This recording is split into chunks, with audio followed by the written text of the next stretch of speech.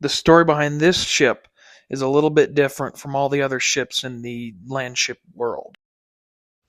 Most other ships in the Landship cinematic universe are mass produced warships of the wall, and they just make a bunch of them and print them out on their big factories. This isn't one of them. This ship is a child of science.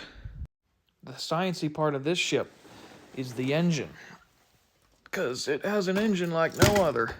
Wrong side.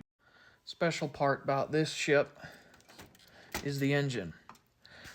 This runs on airing, my fictional lore super diesel science fuel.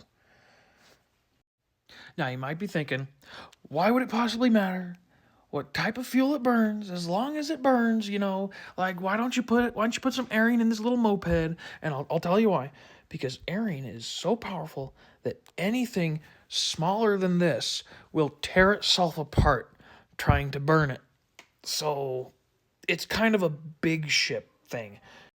And the story goes, this ship was built around this engine because the science people came up with this engine. Like, this is the smallest engine we can make that burns this stuff. And then the other science people were like, all right, let's see how small we can build an airing burning landship. And thus, this particular landship was born.